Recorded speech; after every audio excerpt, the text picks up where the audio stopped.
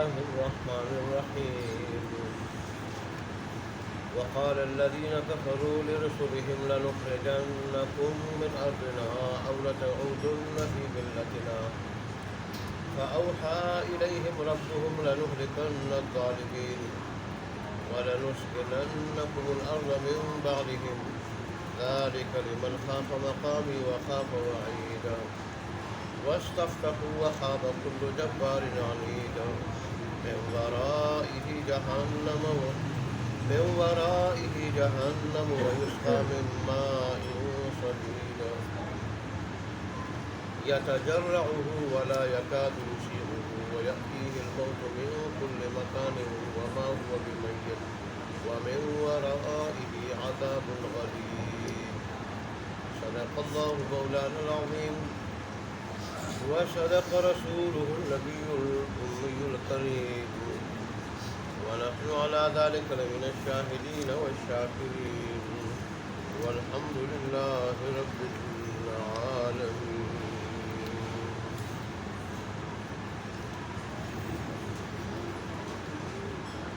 حضرات انبیاء کرام سابقہ دور کے اور ان کی قوم کے درمیان مکالمہ چل رہا ہے، تو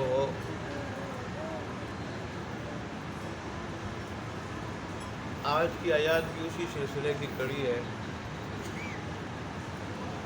جب انبیاء کی قوموں کے پاس انبیاء کی مدلل تقریر کا کوئی جواب نہ رہا، وہ جواب نہ دے سکے ان کے واضح پیغام کا، تو وہ تشدد پہ اتر آئے اور بدمعاشی پہ اتر آئے اور انہوں نے انبیاء کو دھمکیاں دینی شروع. اللہ تبارک و تعالیٰ نے اپنے انبیاء کو تسلی دیتے ہوئے ان قوم کی دھمکیوں کا جواب دیا ہے آج کی آیات میں. چنانچہ اللہ تبارک و تعالیٰ فرماتے ہیں وقال الذین کفروا، اور کہا ان لوگوں نے جنہوں نے کفر کیا، لرسلہم اپنے رسولوں سے، لنخرجنکم من ارضنا، ہم ضرور بے ضرور تمہیں نکالیں گے اپنی سرزمین سے، اپنی سرزمین سے. اگر غور سے آدمی دیکھ لے تو لفظ ترجمہ بھی آ سکتا ہے او لتعودن فی ملتنا، یا ضرور بے ضرور تم واپس پلٹو گے ہمارے دین میں، ہمارے دین میں. یہ مختلف قوموں نے مختلف الفاظ کے ساتھ مختلف دھمکیاں دی. لوط علیہ السلام کو قوم نے یہی کہا کہ تم بڑے پاک باز بنے پھرتے ہو، ہم تمہیں اپنی سرزمین سے نکال لیں گے. اور شعیب علیہ السلام کی قوم نے بھی یہی کہا کہ یا تو تم ہمارے دین میں پلٹ آؤ، واپس آؤ، اور یا پھر ہم تمہیں اپنی سرزمین سے نکال دیں گے. اور نوح علیہ السلام کو قوم نے کہا کہ اپنی حرکتوں سے باز آ جاؤ ورنہ ہم تمہیں سنسار کر دیں گے، ہم تمہیں سنسار کر دیں گے. رسول اللہ صلی اللہ علیہ وسلم نے جب قوم کو اللہ کی وحدانیت، توحید کی دعوت دی اور ایک خدا کی عبادت کی، تو ساری کی ساری قوم مخالف ہوئی اور مسلمان پھر ایک دو مرتبہ حبشے کی طرف ہجرت کرنے پہ مجبور ہو گئے. خود رسول اللہ صلی اللہ علیہ وسلم کے بارے میں انہوں نے مشورہ کیا ان کو قید کیا جائے یا جلا وطن کیا جائے، جلا اور یا قتل کیا جائے. پھر رسول اللہ صلی اللہ علیہ وسلم مدینہ کی طرف ہجرت پہ مجبور ہو گئے. تو جلا وطن کرنا، یہ جیسے آج کافر مسلمانوں کے ساتھ کرتے ہیں، یہ شروع سے کافر مسلمانوں کو یہ سزا دیتے آ رہے ہیں. دیندار لوگوں کو بے دین قسم کے لوگ یہ سزا دیتے آ رہے ہیں کہ جب ان کی بے دینی کی باتیں نہ مانے، اللہ کے دین پہ قائم رہے، تو ان کو کیا کرے تھے؟ دھمکی دے دیتے کہ ہمارے راستے پہ آ جاؤ، ہمارے دین کو قبول کر لو، ورنہ ہم تمہیں اپنی سرزمین سے نکال دیں گے۔ لیکن اللہ نے ہر موقع پہ ان کی دھمکی جو ہے نا، ان کی دھمکی انجام کے اعتبار سے وہ ان کے لیے خود ناکامی، بربادی، تباہی کا سبب بنی، اور انبیاء اور ماننے والوں کو تو نہ نکال سکے، خود صفحہ ہستی سے مٹ کے یا خود در بدر ہو کے، ملک بدر ہو کے اس علاقے سے محروم ہو گئے۔ رسول اللہ صلی اللہ علیہ وسلم مدینہ کی طرف گئے تو دوسرے سال آپ نے غزوہ بدر، دونوں کے درمیان، کافر اور مسلمانوں کے درمیان غزوہ بدر واقع ہوا، اس میں ان کے 70 سردار مارے گئے، ذلت کی موت، 70 کو ذلت کے ساتھ گرفتار کیا گیا، اور پھر اس کے 6 سال بعد مکہ فتح ہوا۔ اس طرح ہمیشہ ہمیشہ کے لیے مسلمانوں کے پاس وہ سرزمین آ گئی، مسلمانوں کو وہاں سے پھر وہ نکال نہ سکے، خود یا تو بعض نکل گئے، بعض قتل ہوئے، اور بہت سارے مسلمان ہو گئے۔ ایسے یہاں بھی اللہ تبارک و تعالیٰ نے ان کی دھمکی کا جواب دیا ہے، انبیاء کو تسلی دی، تم بے فکر رہو، جس سرزمین سے نکالنے کی بات کرتے ہیں، اس سرزمین سے میں ان کو کیا کر دوں گا؟ مٹا دوں گا، اور پھر تمہیں اس سرزمین کا مالک بنا دوں گا، تمہیں سرزمین پہ بساؤں گا، تمہیں خلیفہ بنا دوں گا۔ لیکن پھر تمہارا بھی بعد خلیفہ بننے کے بعد تمہارا بھی امتحان ہوگا، لِنَنْظُرَ كَيْفَ تَعْمَلُونَ، ہم دیکھیں گے کہ تم کیسے اعمال کرتے ہو، خلافت کا حق ادا کرتے ہو یا خلافت کا حق ادا نہیں کرتے۔ اور یہاں پہ اللہ تبارک و تعالیٰ نے 2 شرطیں بیان فرمائی کہ میں خلیفہ ان لوگوں کو بناؤں گا کہ جن لوگوں میں 2 صفتیں ہوں، ایک ذَلِكَ لِمَنْ خَافَ مَقَامِي وَخَافَ وَعِيدِ، جو میرے سامنے کھڑے ہو کر محاسبہ اعمال سے ڈرتا ہو، اس کی فکر ہو اس کو کہ میں نے ایک دن رب کے سامنے کھڑے ہو کے اعمال کا حساب دینا ہے، جس کو محاسبہ اعمال کی فکر ہو، اور پھر اس کی تیاری بھی کرے، اور وخاف وعید، میری وعیدوں سے، میری سزاؤں سے ڈرتا ہو۔ تو ظاہر ہے جو آدمی میری سزاؤں سے ڈرتا ہوگا پھر میری سزاؤں سے بچتا ہوگا، ایسے اعمال وہ اپنائے گا کہ جن کے اپنانے سے میرے سامنے کھڑے ہو کے وہ کامیاب ہو جائے، اور میرے سامنے جب کھڑا ہو جائے تو پھر وہ سزا کا مستحق نہ ہو، نہ وہاں اور نہ دنیا میں عذاب کا مستحق ہو۔ بس ایسے کامل ایمان والے لوگ کہ میرے پروگرام پہ کامل ایمان لا کے، دل سے ایمان لا کے اس پہ مکمل عمل پیرا ہوں، عمل کرنے والے ہوں، تو جو لوگ بھی میرے بھیجے ہوئے پروگرام پہ عمل کرنے والے ہوں گے، ایسے مکمل ایمان والے ہوں گے، ان کے ساتھ یہ میرا وعدہ ہے کہ جب دشمنوں کا اور ان کا مقابلہ ہوگا میری مدد ان کے ساتھ ہوگی، دشمنوں کو میں ان کے مقابلے میں مٹا دوں گا، صفحہ ہستی سے مٹا دوں گا، ملک سے بدر کر دوں گا، ناکام بنا دوں گا، ان کو کامیاب کروں گا۔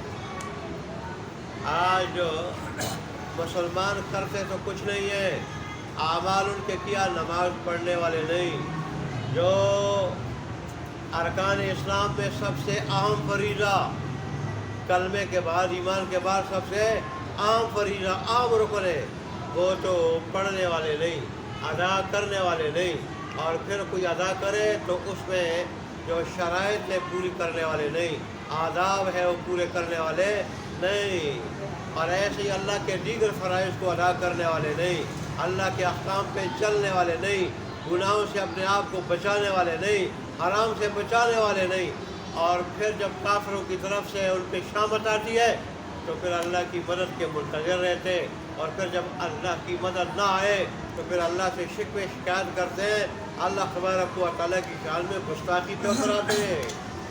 حالانکہ اللہ نے ایسے لوگوں کے ساتھ مدد کا وعدہ کیا نہیں۔ وَأَنْتُمُ الْأَعْلَوْنَ إِن كُنتُم مُؤْمِنِينَ۔ غزوہ احد میں جب مسلمانوں کو ان کی غلطی کی وجہ سے وقتی اور عارضی طور پر شکست ہوئی، تو پھر اللہ تبارک و تعالیٰ کیا فرمایا؟ وَلَا تَهِنُوا، بے ہمت مت ہارو، ہمت مت ہارو، وَلَا تَحْزَنُوا، اور فکر مت کرو، غم مت کھاؤ، وَأَنْتُمُ الْأَعْلَوْنَ، اور تم ہی بلند بالا ہوگے، وَأَنْتُمُ الْأَعْلَوْنَ، اور تم ہی بلند بالا ہوگے، کافروں کے مقابلوں میں غالب رہو گے، فتح یاب رہو گے، لیکن کب؟ ان کنتم مومنین، اگر تم ایمان والے رہے۔ تم میں ایمان کی شرط پائی گئی، کامل ایمان کی۔ کس کی؟ کامل ایمان کی۔ اللہ کے نزدیک ایمان وہ ہے جو کامل ہو، ناقص نہیں، نام کا نہیں، کامل۔ اور کامل ایمان کیا ہے؟ کہ انسان کے من میں جو آئے وہ نہ کرے، اللہ کے حکم کے مطابق کرے، اللہ کے حکم کے مطابق کرے، وہ ہے۔ ایسے لوگوں کے ساتھ پھر اللہ تبارک و تعالیٰ کی مدد ہوتی ہے۔ ہم کرتے تو کچھ نہیں ہے، اور پھر جب مصیبت آتی ہے پھر اللہ سے مانگتے ہیں، گڑ گڑاتے ہیں، اور گناہوں سے پھر بھی باز نہیں آتے، گناہوں سے۔ تو پھر جب مدد نہیں آتی پھر ہمیں غصہ آتا ہے، اپنے آپ پر غصہ نہیں کرتے، ہم شکوے کرتے ہیں، پھر نہیں لگتے ہمارے کرتوت کیا ہے۔ اچھا جی، تو کہا کافر لوگوں نے لرسولہم، اپنے رسولوں سے، لنخرجنکم من ارضنا، ہم تمہیں ضرور بے ضرور اپنی زمین سے نکالیں گے، او لتعودن فی ملتنا، یا ضرور بے ضرور تم لوٹو گے، پلٹو گے ہمارے دین میں۔ یہاں پہ ایک اشکال ہے کہ اللہ تبارک و تعالیٰ کے انبیاء وہ تو شروع سے ہی کفر شرک والے دین سے بیزار ہوتے ہیں۔ قوموں نے کیوں کہا کہ یا تم ہمارے دین میں واپس آؤ گے یا ہم تمہیں سرزمین سے نکالو گے؟ تو اس کا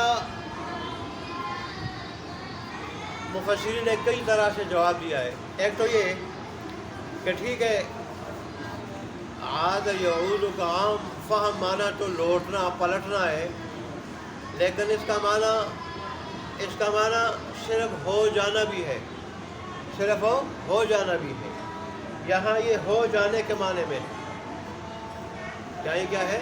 ہو جانے کے معنی میں، اور مطلب ہے یا تم ہمارے دین میں، یا تم ہمارے دین پہ چلنے والے لوگوں میں سے ہو جاؤ، اور یا اگر ایسا نہیں تو ہم تمہیں زمین سے نکال دیں گے۔ ٹھیک ہے، ہمارے دین پہ چلنے والے لوگوں میں سے ہو جاؤ، اور یا ہم تمہیں کیا کر دیں گے؟ نکال دیں گے۔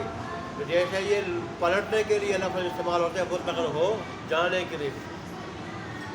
اور یا پھر یہ ہے کہ انبیاء اگرچہ شروع سے ہی کفر شرک سے بیزار تھے، لیکن جب تو نبوت دی بھی نہیں تھی رب کی طرف سے، اور انہیں تبلیغ نہیں شروع کی تھی، نبوت ملنے کے بعد دین کی تبلیغ اور اللہ کے پیغام کی تبلیغ شروع نہیں کی تھی، اور بعد میں جب انہوں نے تبلیغ شروع کی تو قوم کے لوگوں نے یہ سمجھا، وہ تبلیغ نہ کرنے والے زمانے کو دیکھ کے، کہ شاید پہلے یہ ہمارے دین پہ تھے اور اب انہوں نے دوسرا دین اختیار کیا، تب انہوں نے ایسے الفاظ استعمال کیے۔ حالانکہ انبیاء حقیقت میں شروع سے اس سے کیا تھے؟ بیزار تھے۔ اور یا پھر یہ لتعودن کے الفاظ خود انبیاء کے لیے نہیں، بلکہ انبیاء کو ماننے والے، ان کی پیروی کرنے والے لوگوں کے لیے۔ اور اس میں کوئی شک نہیں کہ وہ لوگ پہلے کس پہ تھے؟ کفر شرک والے دین پہ تھے۔ بعد میں انبیاء کی دعوت پہ انہوں نے کیا کی؟ انبیاء کی دعوت کو قبول کی، اور انہوں نے توحید والے دین کو، شرک سے بیزاری والے دین کو اپنا دیا۔ تو یہ خطاب کس کو ہے؟ ان قوم و امتوں کو ہے۔ اچھا جی،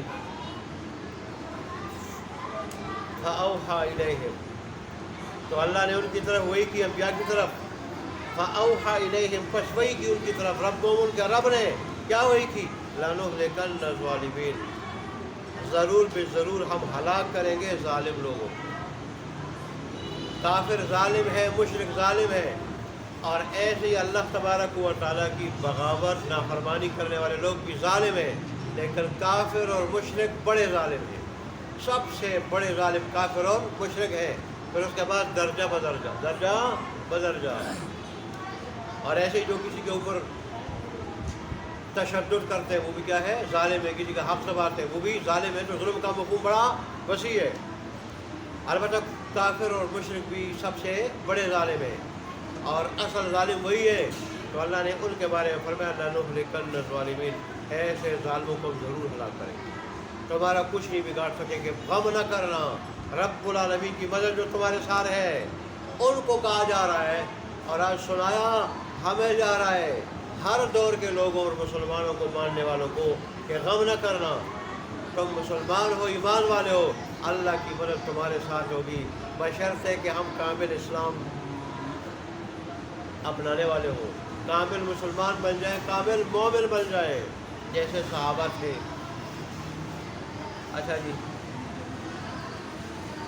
وَلَنُسْكِنَنَّكُمُ الْأَرْضَ، اور ضرور بے ضرور ہم بسائیں گے تمہیں، کس میں؟ زمین میں، ہم ضرور بے ضرور تمہیں بسائیں گے، الارض، زمین میں، آباد کریں گے ہم تمہیں زمین میں۔ نون مشدد بھی تاکید کے لیے، لام تاکیدی بھی تاکید کے لیے، دونوں کا معنی ضرور ہے، تو دونوں کا معنی ضرور بے ضرور، ایسا ضرور ہو کے رہے گا کہ ہم تمہیں بسائیں گے، نائب بنائیں گے، کس میں؟ الارض، زمین میں، من بعد من کافر، اور مشرکوں کو مٹانے کے بعد۔ ذالک لمن خاف مقامی وخاف وعید، لیکن یہ بشارت اس کے لیے ہے، یہ نعمت اس کے لیے ہے کہ اللہ کا خلیفہ بن جائے اور کافروں دشمنوں کے مقابلے میں اس کی مدد ہو، جس میں دو صفتیں ہوں۔ ایک صفت میرے سامنے کھڑے ہونے سے ڈرے، اس کے لیے تیاری کرے، اس کے لیے تیاری کرے، ڈرتا وہی ہے جو تیاری کرتا ہے نا، اور دوسرا حقیقی ڈرنا تو وہی ہے، اور دوسرا جو میری سزاؤں سے، وعیدوں سے اور سزاؤں سے ڈرے، لہٰذا اس نے بچنے کی بھی کیا کرے، اسے بچنے کی تیاری کرے۔ وَاسْتَفْتَحُوا، اور فیصلہ مانگا انہوں نے، کس سے؟ اللہ سے۔ کس نے مانگا؟ اس میں دونوں استعمال ہے، انبیاء نے مانگا اپنی قوموں کے خلاف، یا قوموں نے انبیاء کی دعوت سن سن سن سن سن کے، ظاہر ہے اس کو مانتے تو تھے نہیں، اور جس چیز کو آدمی مانتا نہ ہو، اس پہ ایمان ہی نہ ہو، اس کو حق ہی نہ سمجھتا ہو، اس کو بار بار سننے سے تنگ آ جاتا ہے، تو قوم نے کہا، دونوں استعمال ہے کہ اللہ تبارک و تعالیٰ فیصلہ کر دے ہمارے درمیان۔ شعیب، قوم شعیب علیہ السلام کی قوم نے، شعیب علیہ السلام کی قوم نے کہا تھا کہ شعیب علیہ السلام اگر برحق ہے تو اسقط علینا کسفا من السماء، ہمارے اوپر آسمان کا کوئی ٹکڑا گرا دے۔ جب درسیہ ہوتا ہے، درسیہ پھر ایسا ہی ہوتا ہے، درسیہ ٹکڑا گرا دے۔ مکہ کے لوگوں نے کیا کہا تھا؟ اللہم ان کان ھذا ھو الحق من عندک فامطر علینا حجارۃ من السماء او ائتنا بعذاب علیم، کہ اگر یہ قرآن یا محمد صلی اللہ علیہ وسلم برحق ہے تیری طرف سے، تو یا آسمان سے ہمارے اوپر پتھروں کی بارش برسا دے، اور یا کوئی اور دردناک سزا دے دے۔ ایسے ہی بعض قوموں نے کہا کہ اللہ قیامت سے پہلے ہمیں جو عذاب دینا ادھر ہی دے دے، دنیا میں دے دے، ادھر ہی دے دے۔ تو دونوں استعمال، یا انبیاء ان کو دعوت دے دے کے جب انبیاء سمجھ گیا کہ ماننے والے نہیں، تو انہوں نے کہا اللہ اب ہم فیصلہ کر دے ہمارے درمیان، فیصلہ کر دے۔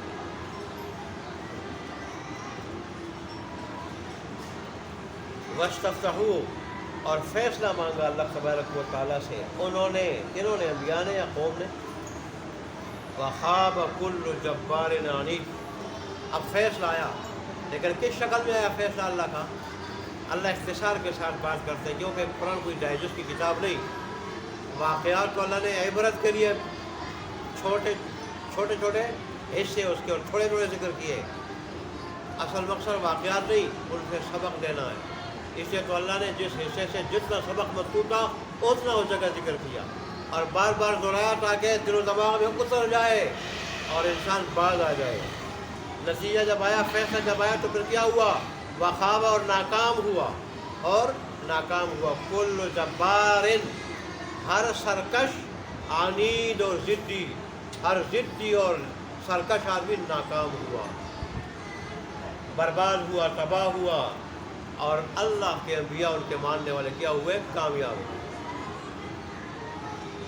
اور پھر اس لیے یہاں بات ختم نہیں ہوئی کہ یہاں وہ مٹ گئے، ناکام ہوئے.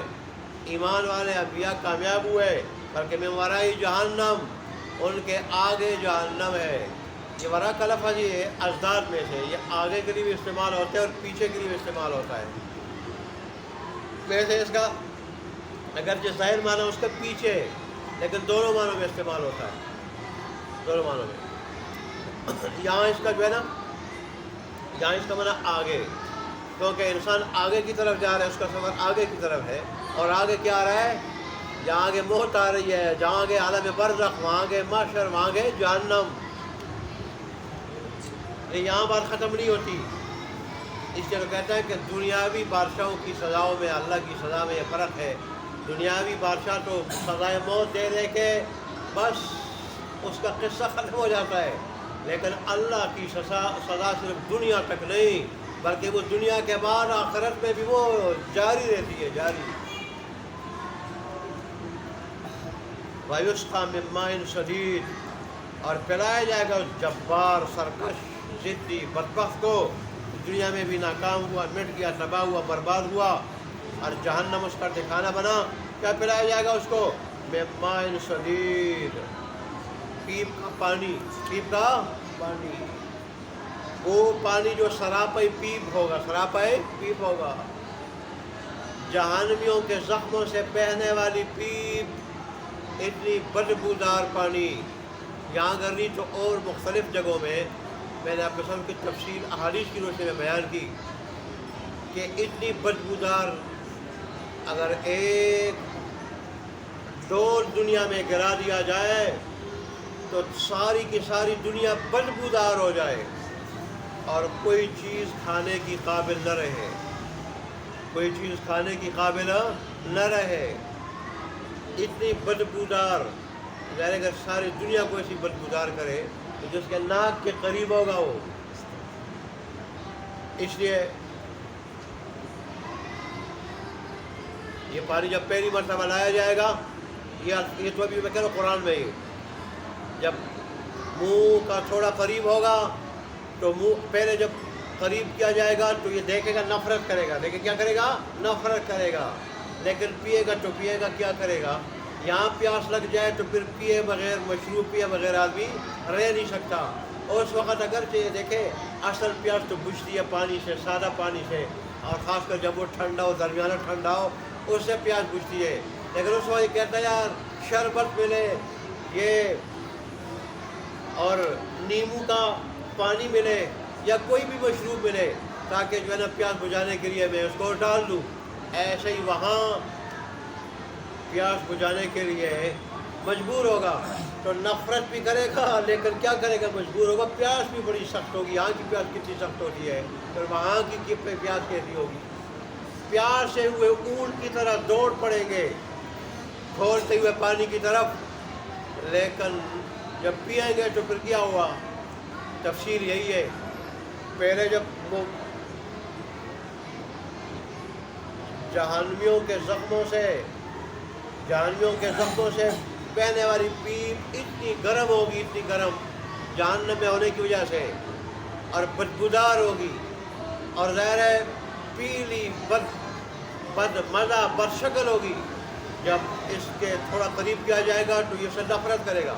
پھر اور قریب کیا جائے گا، اس کے چہرے کو وہ پانی جلا دے گا. پیپ کی شکل میں جو پانی ہوگا چہرے کو جلا دے گا. پھر زیادہ پیاسا ہوگا، جب اندر ڈالے گا، ایک گھونٹ لے گا تو اسے اس کی آنتیں کٹ کے پاخانے والے راستے سے باہر نکل جائے گی. اور چہرے کے جب قریب کرے گا پانی چہرہ جلس جائے گا اور کھوپڑی سے کھال اتر جائے گی، گر پڑے گی، اتنا سخت پانی ہوگا۔ اندر پہنچے گا تو آنتیں کٹ کے باہر آ جائے گی، ہونٹ، یہ نچلا ہونٹ پنجوں تک، اوپر والا ہونٹ ایڑیوں تک، ایسا بدشکل ہو جائے گا۔ اللہ ہمارا حال فرمائے، ہم ہمارے حال پہ رحم فرمائے، اللہ تبارک و تعالیٰ ہمیں اس سے نجات دے دے، اور اللہ ہمیں جنت میں شروع سے ابتدا سے داخلہ نصیب فرمائے۔ آج مسلمانوں کے دل قرآن سے دور ہونے کی وجہ سے گناہ کر کر کر کر کر کے اتنے سیاہ ہو چکے ہیں، وعیدیں سنتے ہیں کوئی پرواہ نہیں، جمعے میں وعیدیں، عام درس و تدریس میں وعیدیں، عام مجالس میں وعیدیں، لیکن دل سیاہ ہونے کی وجہ سے کوئی اس کی پرواہ نہیں۔ جس کی خبر اللہ نے 1400 سال پہلے دی تھی، اس کا علاج کیا ہوگا؟ اس غم کو قرآن کی بٹی سے، دین اسلام کی بٹی سے دور کرنا ہوگا، اس پہ عمل کرنا، اس کے قریب آ کے